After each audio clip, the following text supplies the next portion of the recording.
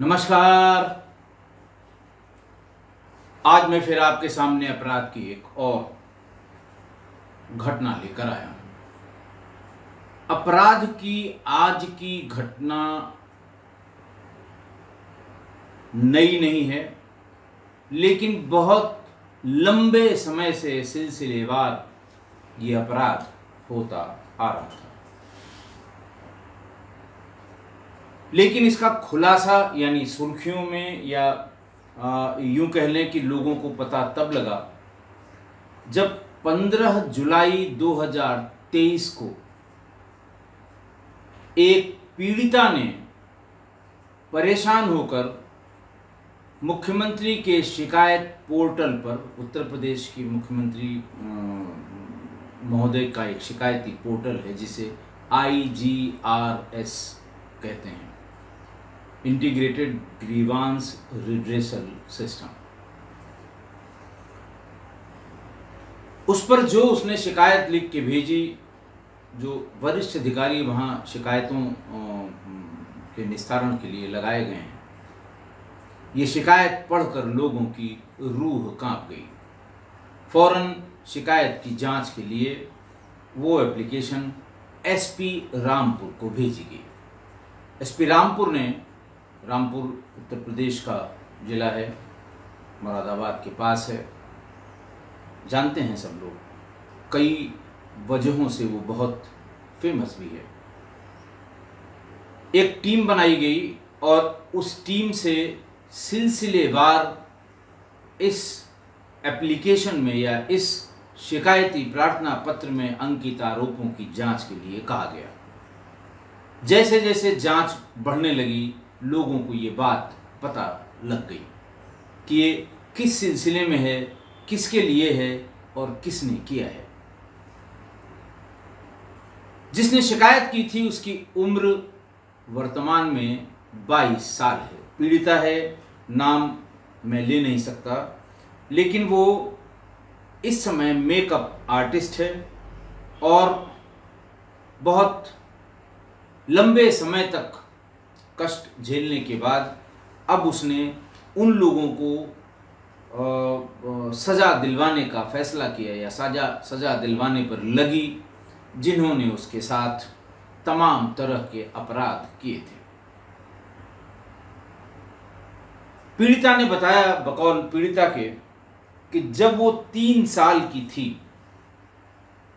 तो रामपुर के थानागंज इलाके के बजौली टोला में रहने वाली मकसूदी बेगम ने पीड़िता के पिता से तमाम रिक्वेस्ट करके कि आपके पास लड़कियां हैं, कैसे शादी कर पाएंगे, संख्या ज़्यादा है, अब तो लड़का भी हो गया है, लिहाजा हमें एक लड़की गोद दे दीजिए, हम उसका लालन पालन करेंगे, हम अच्छे से उसे रखेंगे। यही कमज़ोर बात होती है किसी माँ बाप के लिए। जो आप सुनते हैं कि लड़का हुआ घर में तो गाजा बाजा, जाने कितनी बधाई, कितनी शहनाई, और लड़की होती है तो लटके हुए मुंह से घर आकर ये बताया जाता है कि लड़की हुई है। ये पुराने ज़माने की बात भी है और लोग जो बहुत प्रोग्रेसिव हैं वो कहते हैं नहीं साहब आज ऐसा नहीं है, लेकिन मैं बता दूं आपको आज भी ऐसा ही है। लड़की को एक बोझ के रूप में देखा जाता है। जैसे जैसे वो उम्र में बड़ी होती है, माँ बाप की निगाहें उसकी ऊंचाई, कद काठी पर ये सोच कर पड़ती हैं कि कितना पैसा खर्च करना होगा इसकी शादी में। हालांकि अपनी बात कहने के लिए कुछ लोग ये भी कहते हैं कि साहब लक्ष्मी घर में आई है, लेकिन फिर भी कष्ट वही कि शादी के लिए पैसा इकट्ठा करना होगा। और जब किसी गरीब के, जिसके पास खाने के लिए बहुत मेहनत करनी पड़ती हो कि पूरा परिवार 2 जून की रोटियां खा ले, उसके लिए तो हर हाल में ये बोझ की तरह होती है। ऐसे में मकसूदी बेगम ने चिकनी चुपड़ी बातें की और बाप और माँ को लगा कि हाँ ये सही कह रही है, बहुत पैसा लगेगा, इनको कैसे पढ़ाएंगे, वो कैसे जाएंगी, बिना पढ़ी लिखी की शादी होनी मुश्किल है। ये सब सोच के उन्होंने मकसूदी बेगम को अपनी वो बच्ची दे दी, गोद लेने के नाम पे। घर पर आई और उसका बड़ा अच्छा उसके साथ बहुत अच्छा व्यवहार किया मकसूदी बेगम ने। सोच लेकिन बहुत गंदी थी। वो उस बच्ची के, उस पीड़िता के जवान होने का इंतजार कर रही थी और घर के भीतर ही उसके साथ वो सब कुछ शुरू हो गया, बहुत ही कम और कच्ची उम्र में, जिसके लिए मकसूदी बेगम समय का इंतज़ार कर रही थी। पूरे घर को पता था कि ये गोद ली हुई है, मम्मी इसको पढ़ा रही हैं, इसकी परवरिश कर रही हैं, बढ़िया कपड़े सिला रही हैं, बाजार भी लेकर जाती हैं।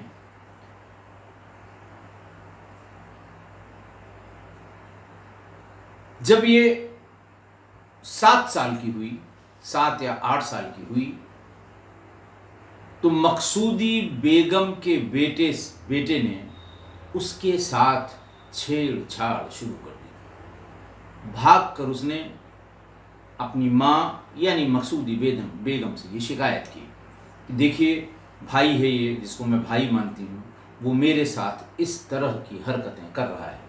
मकसूदी बेगम ने डांट दिया, वो जो कर रहा है वो सही कर रहा है, बड़ी होने दो, तुम्हें यही सब करना होगा। तुमको क्या लगता है कि तुम्हारे लिए मैं इतना पैसा फेंक के क्यों तुम्हें ले आई हूँ? 8 साल की होते होते उसके चचा जात भाई, चूंकि वो गोद ली हुई है तो मकसूदी बेगम उसकी माँ हुई, उनका बेटा उसका भाई हुआ, वैसे ही उसके चचा जात भाई ने पहली बार 8 वर्ष की उम्र में उस बच्ची के साथ बलात्कार किया। बड़ी खुशी हुई उसको और उसने बाहर जाके लोगों को बताया भी, जो हम उम्र लोग होंगे और जो लोग होंगे, कि आज उसने ऐसा किया है। और अगले हफ्ते ही पीड़िता के मामा लगने वाले यानी मकसूदी बेगम के भाई ने जबरन उसे कमरे में बंद करके उसके साथ रेप किया, उसके साथ बलात्कार किया। उम्र 8 साल। पीड़िता ने अपने बयान में जब जांच होने लगी तो उसने ये बताया कि मैं अकेली थी, इसलिए सब कुछ सहती रही, मेरे पास दूसरा कोई ऑप्शन ही नहीं था। न मैं भाग सकती थी, न मैं विरोध कर सकती थी, न मैं इसकी शिकायत घर के बाहर किसी से कर सकती थी। मामा भाई जिनको कहा जाता था कि ये घर के जिम्मेदार हैं, उन्होंने मेरे साथ पहले ही बलात्कार वो कर चुके थे, इसलिए मेरे साथ मैं सब कुछ सहती रही। और जब मैं 13 साल की हुई तो मेरी माँ यानी मकसूदी बेगम ने मुझे एक सेक्स रैकेट में उतरने के लिए कहा। अब वो उस भाषा का प्रयोग बच्ची मुख्यमंत्री को एड्रेस किए गए प्रार्थना पत्र में नहीं कर सकती थी, लेकिन अपने बयानों में उसने तमाम पुलिस अधिकारियों को अपने साथ, महिला पुलिस अधिकारियों को अपने साथ हुई दरिंदगी का विस्तृत ब्यौरा दिया है। उसने कहा मैं रोती थी, मैं विरोध करती थी तो मुझे कमरे में बंद करके पीटा जाता था कि तुम्हारी हिम्मत कैसे पड़ी विरोध करने की।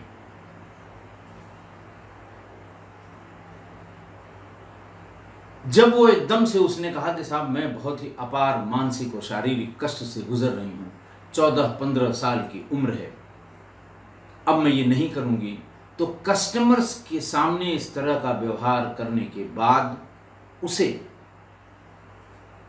सारे कपड़े उतारकर शरीर में चाकुओं से निशान बनाए जाते थे, चाकुओं से कट मारे जाते थे, सिगरेट से जलाया जाता था। और तब तक के लिए उसने कहा मुझे राहत रहती थी जब तक शरीर में वो कट के निशान बने हुए हैं, क्योंकि ऐसे कट के निशान के साथ कस्टमर्स मकसूदी बेगम को उसका मुंह मांगा पैसा नहीं देते थे। जैसे ही ये, और वो जल्दी से उसमें दवा लगा के कोशिश करती थी कि ये कट का निशान खत्म हो जाए, उसमें मेकअप की लगाई जाने वाली सामग्री लगा दिया करती थी ताकि जल्दी से इसे फिर इसी फील्ड में, इसी रैकेट में झोंका जाए। उसने अपने बयान में एक तारीख का जिक्र करते हुए कहा कि इस दिन पहली बार मुझे 5 लोगों के बीच में जाने के लिए कहा गया। मेरी रूह कांप गई, मैंने मना किया कि मैं ऐसा नहीं कर सकती। मकसूदी बेगम ने कहा कि मैं पैसा ले चुकी हूं, खबरदार अगर कोई ड्रामा किया मैं जान से मार दूंगी। और वो पहली बार 5 लोगों के सामूहिक बलात्कार का शिकार हुई। उसने लिखा कि उस तारीख के बाद मैंने ये डिसाइड किया कि अब मैं कितना भी कहें मकसूदी बेगम, मैं अब इस तरह के काम में नहीं जाऊंगी। 4-4, 5-5 भेड़िए शरीर को नोचते थे। आप सिर्फ सोचिए, अंदाज लगाइए कि उस बच्ची के साथ कैसा व्यवहार हुआ होगा जब 5 लोग शराब पीकर, और इसी बात के पैसे उन्होंने दे रखे थे, इसीलिए पूरी तरह से स्वच्छंद थे। जब उसने कहा कि अगर अब मुझे किसी के सामने भेजा गया तो मैं वहीं सबके सामने बताऊंगी, सब हकीकत बताऊंगी, मैं किसी के सामने नहीं जाऊंगी। ये क्या बात है, 4-4, 5-5 आदमी एक साथ एक टाइम में मेरे साथ क्या क्या कर रहे हैं।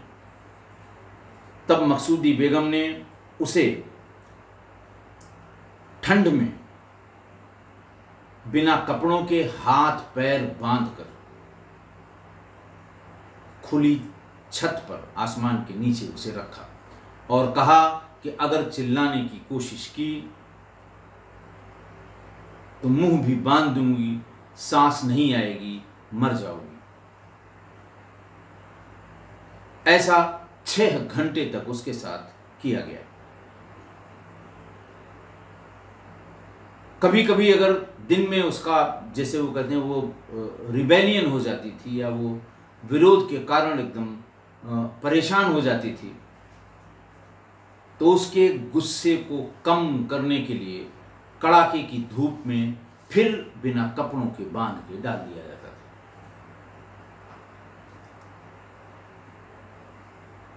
रामपुर में एक सोल्जर्स गैंग है, बड़ा मशहूर हुआ। सोल्जर्स गैंग, गुंडों का एक, जैसे बाइकर्स गैंग होता है इस तरह का, बदमाशों का एक गैंग चला करता था। ये भी है उसी समय की बात होगी, 2010, 8, 9, 10 की बात होगी। अपने बयान में उसने सोल्जर्स गैंग के कुछ लोगों के नाम के साथ ये लिखवाया कि इन लोगों ने अनगिनत बार मेरे साथ गैंग रेप किया है। मकसूदी बेगम को पैसा देकर मेरे साथ गैंग रेप कराया गया। 2014 में कार सवार कुछ बड़े रईसजादे, उन्होंने मकसूदी बेगम से संपर्क किया और ये कहा कि हम लोग बाई रोड यहाँ से जा रहे हैं उत्तराखंड, कोई 300-400 किलोमीटर का रास्ता बताया, देहरादून से भी आगे कहाँ कहाँ पहाड़ों में। और उन्होंने कहा कि हमें यही लड़की चाहिए, तुम्हें जो कुछ भी दाम तुम्हें चाहिए मैं दूंगा। मकसूदी बेगम ने, जैसा पुलिस की रिपोर्ट में है, ये सोचकर कि इतना ज़्यादा दाम बता दो कि ये भाग जाएं, क्योंकि लड़की को वहाँ ले गए, वहाँ लड़की अगर कहीं भाग गई, कहीं पुलिस के पास पहुँच गई, मेरी छीछा लेदर होगी। उसने कहा कि मुझे 7 लाख रुपए दे दो, तुम 7 लोग हो, 7 लाख रुपए दे दो, तुम इसे ले जाओ। रईस जादव ने फौरन 7 लाख रुपए उसे दे दिए और इस पीड़िता को अपनी गाड़ी में बिठा लिया और उन्होंने पूरी जर्नी, जहां जहां गए, 500-700-800 किलोमीटर कहां कहां घूमे, पूरी जर्नी में वो लड़की इन 7 लोगों के साथ रही और पूरा दिन और पूरी रात इस बच्ची के साथ बर्बरता की गई। जो डिस्क्रिप्शन, जो विविड डिस्क्रिप्शन, जो बहुत खराब, गंदा, घिनौना डिस्क्रिप्शन उसने जो लिखाया है, आप सोचेंगे भी तो शर्म आ जाएगी, घिन आने लगेगी। बहरहाल ऐसा हुआ। 6वें दिन जब वो लौटने लगे, मुरादाबाद पहुंचते पहुंचते पीड़िता बेहोश हो गई। इन 7 ने बड़ी कोशिश की उसको होश में लाने की, लेकिन वो होश में नहीं आई। वो डर गए कि लगता है ये मर गई और इसे मुरादाबाद सीमा के भीतर आते ही चलती हुई गाड़ी से सड़क के किनारे फेंक के फरार हो गए। मुरादाबाद पुलिस को सूचना मिली, पुलिस उसे उठाकर अस्पताल ले गई, अस्पताल में भर्ती कराया और महीनों उस बच्ची का इलाज हुआ।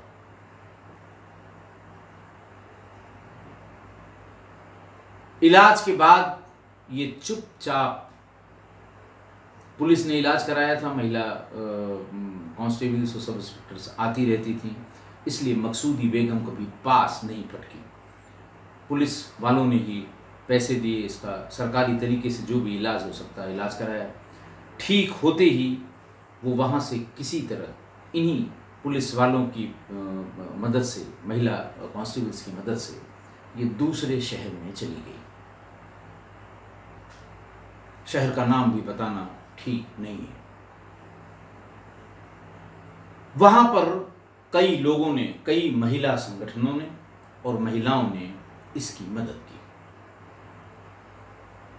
इसको ब्यूटिशियन का एक कोर्स कराया, जहां पर सामूहिक रूप से शिक्षित किया जाता है महिलाओं को, वहां इसको एक ब्यूटिशियन का कोर्स कराया और धीरे धीरे अपने काम में जब पारंगत हो गई तो वो मेकअप आर्टिस्ट के रूप में फेमस हो गई उस जिले में। शादी ब्याह में लोग बच्चियों को, लड़कियों को, वधुओं को इसके यहाँ से मेकअप कराने लगे और उसी धीरे धीरे उसे काफ़ी पैसे मिलने लगे। साथ की जो महिला कार्यकर्तियाँ और थीं उस मेकअप के इस काम में, उन लोगों ने इसे कहा कि तुम मॉडलिंग भी कर सकती हो।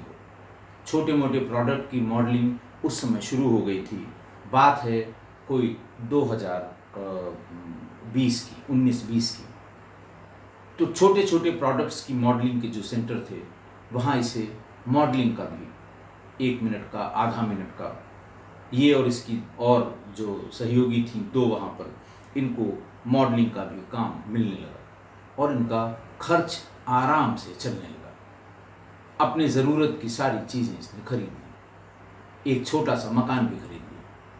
अपनी वही महिला मित्रों के साथ, सहयोगी मित्रों के साथ, सहेलियों के साथ ये उसी में रहने लगी और धीरे धीरे, जैसे कहते हैं ना कि रामपुर, मुरादाबाद जैसे बहुत बड़ा शहर नहीं है, वहाँ लोग इसे जानने भी लगे। मुरादाबाद नहीं, जहाँ ये रह रही थी।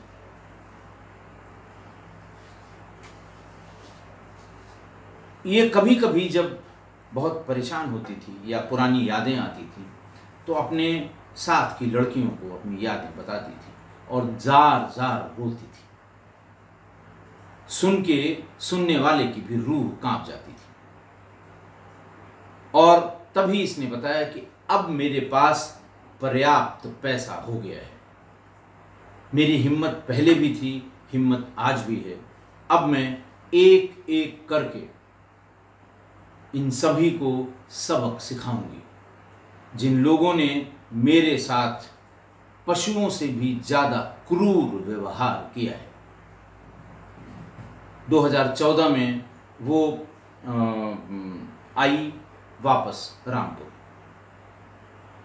उस शहर से 2 वकील भी आए, अच्छे वकील किए गए और 156(3) CRPC में यानी कोर्ट में FIR करने की अर्जी दाखिल हुई। वकीलों ने एक एक इंच इसके साथ हुए वाक़ये के बारे में कोर्ट में अपनी बात कही और कोर्ट ने फाइनली FIR के निर्देश दे दिए गए। कोई 8 आरोपी जिन्होंने रिपीटेड इसके साथ दुर्व्यवहार किया था, उनके खिलाफ FIR हुई और FIR के बाद इनमें से 5 लोगों को पुलिस ने अरेस्ट किया, जेल भेजा। वही 4, 6, 8 महीने 376 का आरोपी। पॉक्सो का भी जो कुछ घटनाएं इसने तब की दी थी जो 18 वर्ष से कम उम्र की थी। लेकिन पॉक्सो जिन लोगों ने मतलब उस अपराध की श्रेणी में जो लोग आते FIR होने के बाद वो सब फरार हो गए। सिर्फ 5 लोगों को जेल भेजा पुलिस ने और 7-8 महीने बाद उनकी जमानत हो गई। जमानत होने के बाद सबसे पहले वो पीड़िता को ढूंढने लगे। उनके वकीलों ने बता दिया कि अगर इसने ट्रायल के समय कोर्ट में तुम्हारे खिलाफ इस तरह की गवाही दी जो FIR में लिखी हुई है तो कोई तुम्हें बचा नहीं पाएगा, सजा होगी ही। तो ये 5 के 5 पागलों की तरह इसे ढूंढने लगे। जिन लोगों के साथ होने का अंदेशा था उन्हें धमकाने लगे। ये मारे डर के फिर अपने उसी कार्यस्थल पर चली गई जहां इसने पैसा, रुपया, नाम, शोहरत कमाई थी। ये ढूंढते हुए वहां भी पहुंच गए, लेकिन इनकी इतनी हिम्मत नहीं हो पाई कि वो उसे मार दें। वकीलों ने पहले ही कोर्ट को इत्तला कर दी थी कि साहब इनकी जमानत हो गई है, ये घेर रहे हैं, परेशान कर रहे हैं और हो सकता है इसके साथ ये और बड़ा दुर्व्यवहार करें। लेकिन जब ये अति हो गई और ऐसा लगा कि ये इसे मार देंगे तो पीड़िता के वकील एजाज हसन वसीम ने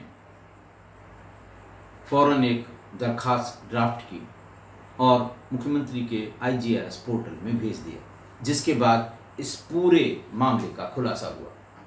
हाई कोर्ट में वर्तमान में एक पिटीशन डाली गई है कि साहब अगर इस युवती को सुरक्षा प्रदान नहीं की गई, उसमें भी कब कहाँ पीछा किया, दूसरे शहर तक कैसे पहुँचे, यहाँ मुरादाबाद के घर में कैसे आए जहाँ वो रहने लगी थी अपने केस को परसू करने के लिए, तो इस पर अभी डिसीजन होना बाकी है।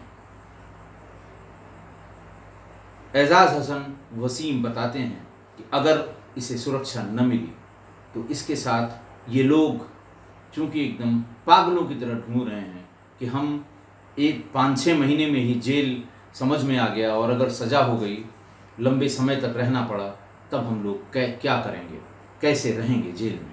इससे बढ़िया है इससे छुटकारा पा लो। तमाम प्रलोभन, लालच।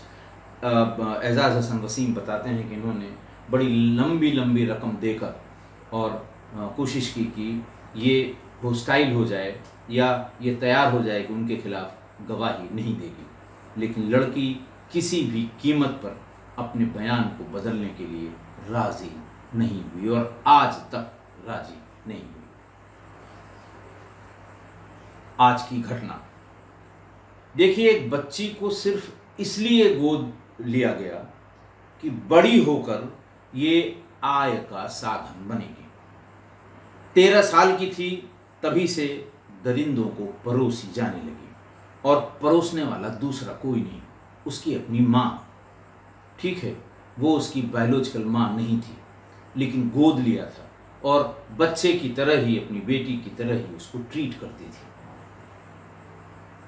और उसी माँ ने 13 साल होते होते इसको इस कीचड़ में, इस दलदल में ढकेल दिया, जबकि 10 साल से वो उसका पालन पोषण कर रही थी। अब गोद लेना, गोद कैसे लेते हैं लोग? बड़े बड़े रैकेट आपको मिलेंगे इंटरनेट पे। तमाम जो शिशु गृह हैं, जहाँ पर तमाम लोग अपने बच्चों को, अनचाहे बच्चों को कह लीजिए, या कई उसके नाम दिए गए हैं, छोड़ आते हैं। आप देखेंगे फ़ोटो में कि 50-50 बच्चे बिल्कुल 2 महीने से लेके और साल भर तक के लेटे हुए हैं। बाहर से लोग आते हैं, उन्हें अडॉप्ट करना है, ले जाना है, निसंतान हैं। लेकिन जब इसकी बहुत शिकायत होने लगी, बच्चों के बेचने के बड़े बड़े रैकेट खुलने लगे, विदेशी लोग आए, उनके पास बच्चे नहीं थे, उन्हें पता लगा कि हम बहुत आसानी से, हमें बच्चा हिंदुस्तान में मिल जाएगा। शिशु केंद्रों में पहुंचते थे और वहां उन्हें मनचाहा पैसा चार्ज किया जाता था और बच्चे को लेके चले जाते थे। कोई लिखा पढ़ी नहीं, कुछ नहीं, जबकि इसका कानून पहले से मौजूद था। सेंट्रल एडॉप्शन, पहले कानून मौजूद था वो था Hindu adoption and maintenance act 1956।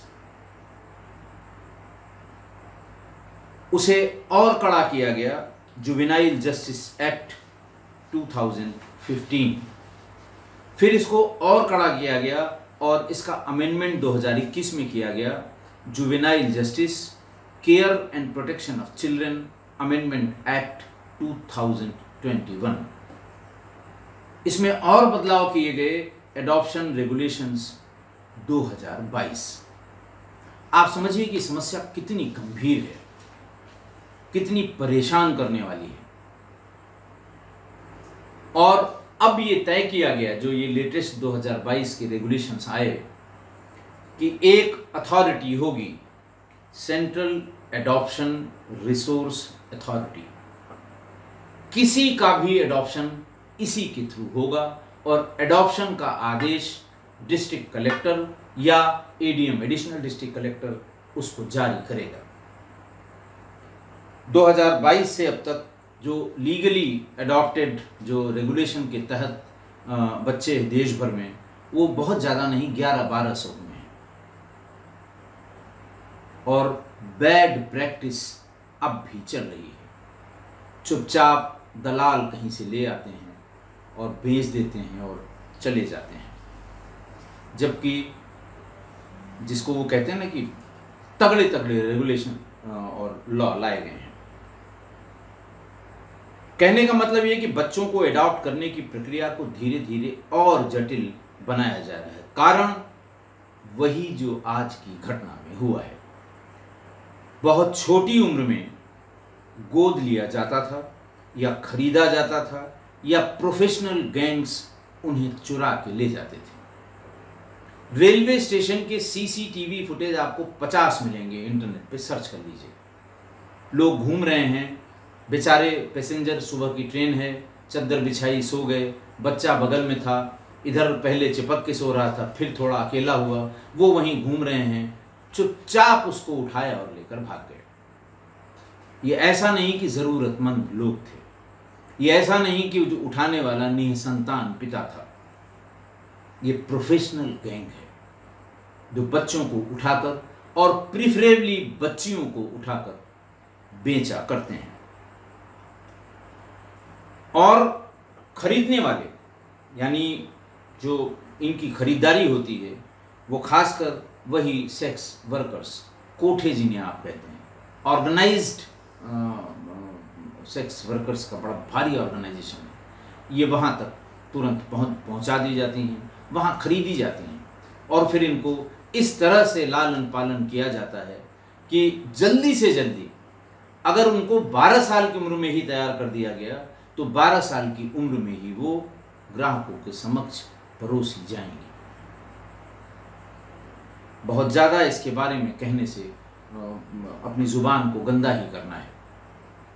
सब आप जानते हैं कि क्या क्या वहाँ होता है। अब आप ज़रा सोचिए कि कितनी गंदी, दूषित और जिसको वो कहते हैं ना कि ऐसी गंदी व्यवसायिक मानसिकता, ये व्यवसाय की तरह ये लोग इसे लेते हैं। नीच मानसिकता ऐसे लोगों की जो बच्चियों की या बच्चों की चोरी करते हैं सिर्फ इसी पर्पज से कि कोठे पर इनका अच्छा दाम मिल जाएगा। जहां पर इन सेक्स वर्कर्स की बहुतायत है, दिल्ली, मुंबई, कलकत्ता, मद्रास, चेन्नई, वहां पर ये सबसे ज़्यादा खरीद फरोख्त की जाती है। देखिए, निसंतान दंपत्ति के पास अगर इस तरह की बच्चियां एडॉप्शन के बाद, लीगल एडॉप्शन के बाद या अदरवाइज जब जाती हैं तो वो उनकी बहुत केयर करते हैं, अच्छी से अच्छी शिक्षा देते हैं। मैं व्यक्तिगत रूप से कम 3-4 ऐसे निसंतान दंपत्तियों को जानता हूं जिन्होंने बच्चियों को गोद लिया, बच्चों को नहीं, बच्चियों को गोद लिया, उनको सबसे अच्छी उपलब्ध शिक्षा दी और उनमें से कुछ ने अभी शादी की है धूमधाम से, बहुत खर्चीली शादी, ताज में शादियां की गई हैं और कोई कह नहीं सकता कि ये इनकी एडॉप्टेड बच्ची है। इतना प्यार करते हैं, इतना दुलार करते हैं और बच्चियां भी, उनको कभी ये महसूस नहीं होता कि मेरी ये सौतेली माँ या मेरी ये रियल माँ या बाप नहीं है।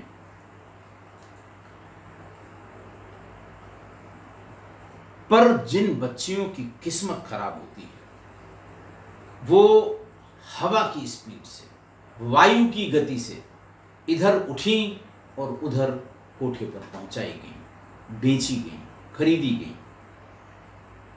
वहां वो सेक्स वर्कर्स के पास पहुंच जाती हैं और उन्हें अच्छी तरह से पता है कि उन्हें क्या करना होगा और 13-14 साल होते होते वो परोसी जाने लगती हैं। जिस वातावरण में वो पली बढ़ी, उन्होंने आंखों से देखा उस वातावरण का दबाव, कोठे की मालकिन का डर, असह्य पीड़ा और घोर कष्ट के बाद भी मुस्कुराने की मजबूरी। कई कई भेड़ियों के सामने मुस्कुराते हुए उन्हें परोसा, मतलब ये इंस्ट्रक्शन है कि मुंह नहीं बनाओगे।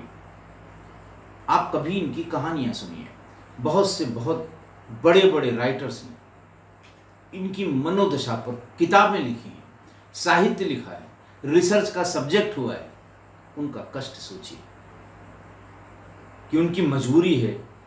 वो जानती हैं कि ये 4 लोग हैं या 5 लोग हैं, ये भेड़िए हैं, आदमी नहीं हैं, और वो किस काम से परोसी गई हैं वो भी जानती हैं, लेकिन मुस्करा के उनके सामने जाना उनकी मजबूरी है, इन अभागी बच्चियों की।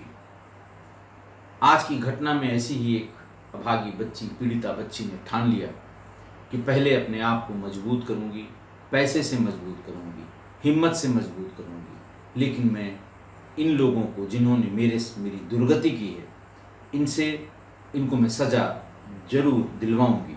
और ऐसा उसने किया भी। देखिए, सरकार ने तो अपने पार्ट पे एडॉप्शन के नियम, कानून, तमाम रेगुलेशन बहुत कड़ा कर दिया है, लेकिन ये जो छद्म लोग हैं, ये जो दुष्ट लोग हैं, ये राक्षसी प्रवृत्ति के लोग हैं, ये इलाके में घूमते रहते हैं। मजबूर माँ बाप की परेशानी, ये उनकी नब्ज पकड़ लेते हैं कि 5 लड़कियां हैं, 1 लड़का है, बस पहुंच जाएंगे कि कैसे शादी होगी, कैसे खाना खिलाओगी, क्या करोगी। एक बहुत बड़े घर में एक बच्ची की ज़रूरत है, हमें दे दो। ये जहाँ जाएगी वहाँ राजा रानी होके रहेगी। इस तरह की छद्म छलावे वाली बातें करके पैसा देकर वहाँ से ले आते हैं और विदिन नो टाइम यही अभागी बच्चियाँ कोठों पर पहुँचा दी जाती हैं। तो बताया उनको यही जाता है कि जिंदगी बन जाएगी, लेकिन उनके साथ जो होता है वो शैतान भी शर्मिंदा होता होगा कि बाप रे बाप, मुझसे भी घटिया आदमी इस पृथ्वी पर मौजूद हैं, मुझसे भी गंदे लोग यहाँ मौजूद हैं, उसको भी अपने शैतान होने पर शर्म आती होगी।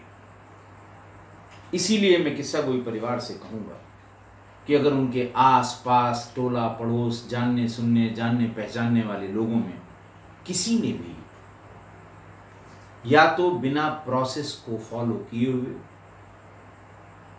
बिना कारा के थ्रू गए हुए किसी ने बच्चे को गोद लिया है या दिया है,